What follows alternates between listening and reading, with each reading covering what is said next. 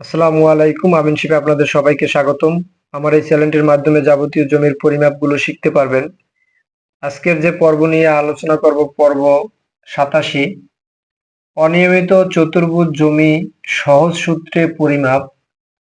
কিভাবে একটি অনিয়মিত চতুর্ভুজ জমি সহজে পরিমাপ করবেন সে বিষয় নিয়ে আজকে ভিডিও। তাহলে শুরু থেকে শেষ পর্যন্ত দেখলে আশা করি এই অনিয়মিত চতুর্ভুজ জমি সহজ সূত্রে পরিমাপ করতে পারবেন, শিখতে পারবেন। এটি হলো আমাদের একটি অনিয়মিত চতুর্ভুজ আকৃতির জমি। তাহলে এই জমিটি আপনি কিভাবে পরিমাপ করবেন? অনেকেই পরিমাপ করে দেখা যায় যে দৈর্ঘ্য দুটি বাহু এবং প্রস্থ দুটি বাহু, যেমন দৈর্ঘ্য দুটি বাহু গড় করে একটা রেজাল্ট বের করে এবং প্রস্থের দুটি বাহু যোগ করে 2 দিয়ে ভাগ করে একটি প্রস্থ বের করে। দুটিকে গুণ করলে দেখা যায় যে বর্গফুট বের হয়, বা শতাংশ দিয়ে যদি ভাগ করে যে শতাংশ বের হয়, সেটি আসলে সঠিক হয় না।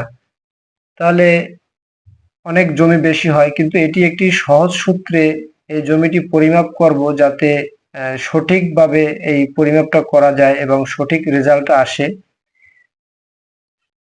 তাহলে যদি আমি এটি গড় করে একটু বের করে দেখাই যে আসলে রেজাল্টটা কি হয় আর অন্য সূত্র দিয়ে করলে কি হয়।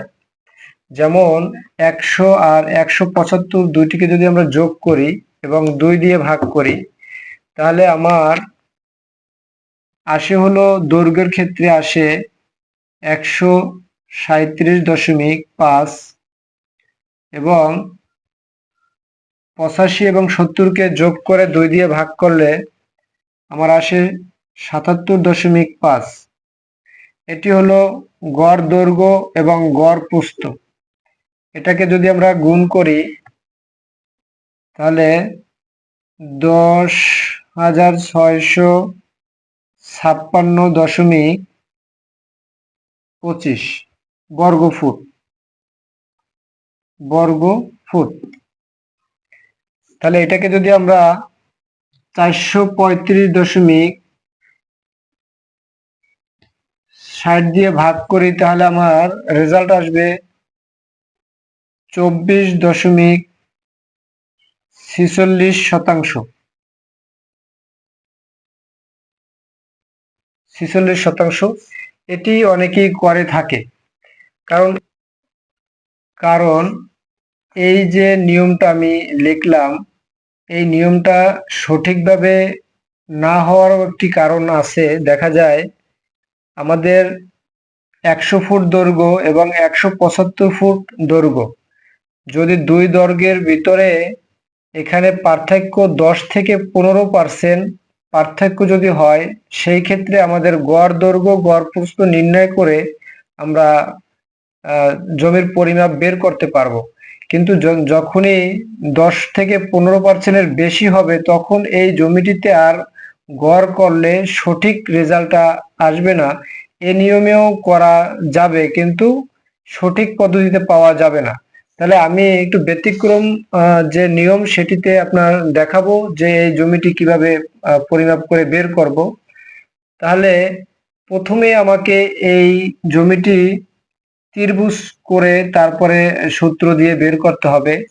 তাহলে আমরা এইটা ত্রিভুজ করতে হলে আমাকে মাঝখান থেকে একটি মাপ নিতে হবে। যেমন এই কোণ থেকে এই কোণ পর্যন্ত আমরা একটা মাপ নেব, দেখবো যে কত ফুট আছে মাঝখানে। তাহলে আমরা যদি এখান থেকে এখানে একটি মাপ নিই, তাহলে দেখা যায় যে এখানে ধরেন আনুমানিক 170 ফুট আছে, 170 ফুট। তাহলে আমরা এটি ভাগ করার পরে দুটি প্লট হলো, যেমন এটি হলো ক প্লট, এটি হলো খ প্লট। তাহলে দুটি প্লট পেলাম। তাহলে প্লট দুইটিকে আমরা আলাদা আলাদা সূত্রে পরিমাপ করব। তাহলে আমাদের ক প্লটটা পরিমাপ করব, তাহলে আমাদের অর্ধ পরিসীমা বের করতে হবে। অর্ধ পরিসীমা যেমন এস এর মান আমরা 3 বাহুকে যোগ করব, 2 দিয়ে ভাগ করতে হবে। এটি একটি সূত্রের মাধ্যমে, যেমন এ প্লাস বি প্লাস সি, তাহলে ভাগ হলো 2। এটি আমাদের সূত্র, এই সূত্রটি মনে রাখতে হবে। তাহলে আমরা এ বাহু এবং বি বাহু, ধরেন এইটাকে আমরা এ বাহু ধরলাম, এটাকে বি বাহু ধরলাম এবং মাঝখানে যেটা এটা সি বাহু ধরলাম, যেমন 170 ফুট। তাহলে তিনটি বাহু নিলাম, তার তিনটি বাহুকে আমরা এ বাহু পেলাম আমরা ধরেন 100 ফুট, এখানে নিলাম 100 ফুট, যোগ হলো বি বাহু আছে 85 ফুট, যোগ হলো সি বাহু হলো 170 ফুট, 170 ফুট। তাহলে এই তিনটাকে আমরা যোগ করব প্রথমে। তাহলে আমার 100 ফুট যোগ হলো 85 ফুট যোগ হলো 170 ফুট, তাহলে 355 ফুট। এখানে পেলাম 355 ফুট, এটাকে আমরা ভাগ দেব 2 দিয়ে। যখনই 2 দিয়ে ভাগ দেব তাহলে আমার এস এর মান বের হবে, ভাগ হলো 2, তাহলে 177.5, এটি আমার বের হলো এস এর মান। এস এর মান বের হলো 177.5। তাহলে এখন আমরা কপ লোডের যে একটি সূত্র দিয়ে বের করতে হবে, যেমন কপ লোডটা আমরা নির্ণয় করব, এটার ক্ষেত্রফল নির্ণয় করতে হবে। ক্ষেত্রফল আমরা বের করব, যেমন ক্ষেত্রফলের একটি সূত্র আছে, ক্ষেত্রফল সমান root s S minus A S minus B S minus c. এটা হলো আমাদের একটি সূত্র, এই সূত্রটি অবশ্যই মনে রাখতে হবে।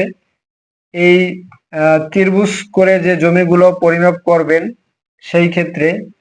তাহলে এস এর মান আমরা পেলাম 177.5, যেহেতু এস এর মান পেলাম এটি, তাহলে এখানে যে এস এর মান সেটি আমরা বসাবো। তাহলে রুট থাকবে, এস এর মান পেলাম 177.5 এবং এই এস এর মানও 177.5।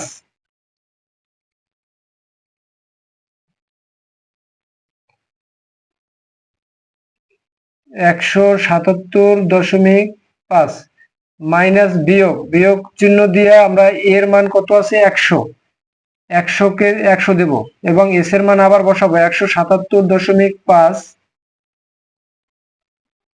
মাইনাস হলো বির মান 85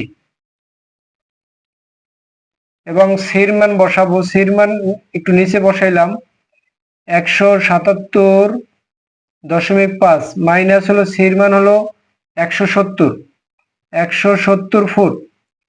আমরা এগুলো বিয়োগ করে দেব সবগুলো, যেমন রুট এখানে যেটা আছে 177 এটি আমাদের থাকলো এবং এই বাহুটি আমরা বিয়োগ করে দেব। 177 থেকে যদি 100 বিয়োগ করি তাহলে 77.5 থাকবে, এখানে থাকবে হলো 77.5 এবং এর মাঝখানে হবে গুণ।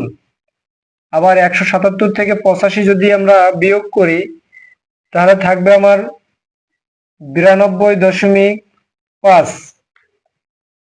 এবং 177 থেকে যদি আমি 170 বিয়োগ করি তাহলে 7.5 থাকবে। এটি হলো সবগুলো গুণ করতে হবে। তাহলে সবগুলো গুণ করলে দেখি কত আসে, 177.5 গুণ হলো 77.5 গুণ 92.5 গুণ হলো 7.5। তাহলে আমার এখানে আসলো যেমন 9,4,3,9,8.43 এটি হলো আসলো। এখন এই সংখ্যাটিকে আমি ক্যালকুলেটর অপশনে রুট চিহ্ন আছে, ওখানে রুট অপশনে ক্লিক করলে আমার সূত্রটা বের হবে। তাহলে রুট অপশনে যদি আমি ক্লিক করি তাহলে আমার এখানে আসলো 3089 3089.24 বর্গফুট এটি হলো এখনো বর্গফুটে আছে। তাহলে আমরা এই ক প্লটের যে বর্গফুটটা বের করলাম, এখন দেখবো এখানে কতটুকু জমি আছে সেটি বের করব। তাহলে যদি জমির পরিমাণ বের করি তাহলে আমরা জানি 1% সমান 435.60। 1% সমান যেমন 435.60 বর্গফুট তাহলে 1%-এর মান। তাহলে আমরা যদি এই সংখ্যাটাকে দিয়ে ভাগ করি, ভাগ হলো 435.60 দিয়ে ভাগ করি, তাহলে আমাদের যে শতাংশটা বের হয়ে যাবে। তাহলে এটা যদি আমরা ভাগ করি, তো ভাগ করলে 435.60 দিয়ে ভাগ করে 7.09%। তাহলে আমার ক প্লটের যে রেজাল্টটা বের হলো 7.09% বের হলো। তাহলে আমরা একটু এখানে লিখে রাখি, যেমন ক প্লটের যে শতাংশটা বের হলো 7.09%। এবার দেখবো খ প্লটে কত আসে সেটি আমরা বের করব। তাহলে খ প্লটে যেটা আছে সেটি বের করতে হলে আমাদের এই একই নিয়মে বের করতে হবে যে খ প্লটে যে কতটুকু আছে জমির পরিমাণ সেটি। তাহলে আমরা একটু বের করে নেই।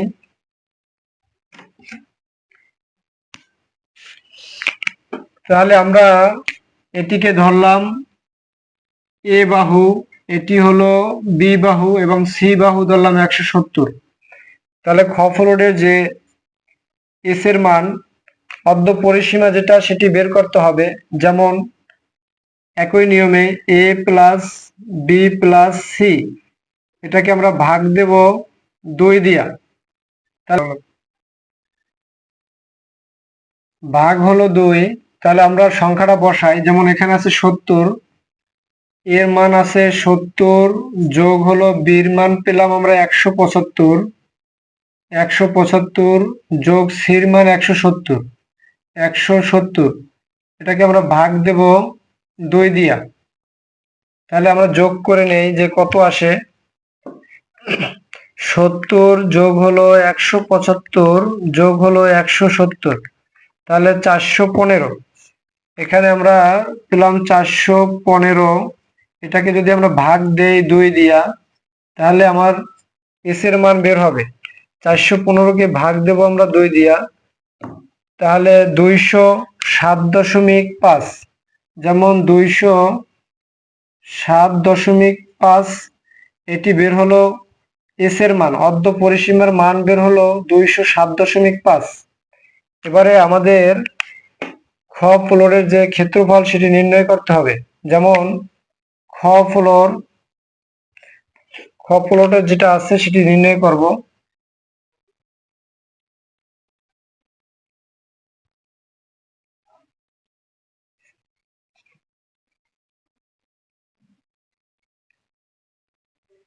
যেমন ক্ষেত্রফল নির্ণয় করতে হবে, আমাদেরকে ক্ষেত্রফল নির্ণয় করতে হবে। ক্ষেত্রফল সমান রুট, যেমন এস এর মান একবার বসাইলাম, আবার দেখাই এস, এস মাইনাস এ, S minus B, S minus C, এটি সূত্র। এই সূত্র দিয়ে বের করতে হবে। তাহলে এস এর মান আমরা বসাই দেব। এস এর মান পেলাম আমরা 207.5। তাহলে এস এর মান 207.5 এবং এস এর মান আবার 207.5। এটাকে বিয়োগ করতে হবে এ বাহুর মান দিয়ে 70। এ বাহুর মান হলো 70 এবং এস এর মান বসাবো 7.5 বিয়োগ চিহ্ন 100, বি বাহুর মান হলো যে 175 এবং আবার এস এর মান বের করব 207.5 বিয়োগ সি বাহুর মান হলো 170। এখন এটা আমরা বিয়োগ করে নেব। রুট থাকবে যেমন 207.5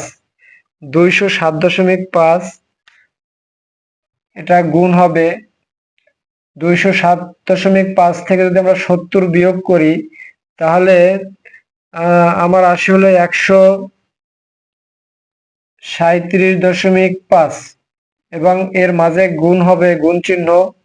207 থেকে যদি 175 বিয়োগ করি তাহলে আমার থাকে 32.5 এবং 207.5 থেকে যদি 170 বিয়োগ করি তাহলে থাকে হলো 37.5 থাকে। তাহলে আমরা এই চারটি সংখ্যা গুণ করে দেব। তাহলে দেখি আমার কত আসে। যেমন 207.5 গুণ হলো 137.5 গুণ হলো 32.5 গুণ হলো 37.5। তাহলে আমার যে সংখ্যাটি আসে, যেমন রুট ওভার এখানে 3 4 7 7 2 4 6 0 দশমিক 9.93 এই সংখ্যাটি আমার গুণ করলে আসে। এখন যখন এই রুট উঠাই দেব, এই রুটটা উঠাই দেব, তখন ক্যালকুলেটর অপশনে যে রুটে ক্লিক করে সংখ্যাটি লিখলে আমার রুট উঠে যাবে। তাহলে রুট উঠে গেলে আমার যে সংখ্যাটি আসে সেটি হলো 5896.82 বর্গফুট। তাহলে এখনো এই জমিটি আমার বের হলো 5896.82 বর্গফুট। তাহলে এটি বর্গফুট বের হলো। এখন আমরা জমির কতটুকু জমি আছে সেটি বের করব। আর সেটি বের করতে হলে আমাদের একটি সূত্র অবশ্যই জানা থাকবে, যেমন 1% সমান 435.60 বর্গফুট। তাহলে 1% যে ফিগার, এই ফিগারটা দিয়ে আমি ভাগ করব। তাহলে যদি আমরা 435.60 দিয়ে ভাগ করি তাহলে আমার যে রেজাল্টটা আসবে ওটা হলো আমার এখানে মোট পরিমাণ। তাহলে আমরা যদি এটিকে ভাগ দেই, ভাগ দিলে কত আসে দেখি। যেমন 5896.82 ভাগ হলো 435.60, তাহলে 13.53 আসে। যেহেতু এক সংখ্যা বড় আছে পরের সংখ্যা, তাহলে আমরা এক বাড়াই নিতে পারি। তাহলে 13.54 শতাংশ। তাহলে আমার খ প্লটে যেটি আসলো 13.54 জমি আছে এই খ প্লটে, আর ক প্লটে আমরা বের করছি 7.9 তাহলে আমরা দুইটি যোগ করে দেখবো যে মোট কতটুকু জমি আছে। তাহলে খ প্লট যেটা সেটিকে আমরা পেলাম 13.54। তাহলে আমরা এই দুটিকে যদি যোগ করে দেই তাহলে দেখি কত আসে। 13.54 যোগ হলো 7.09,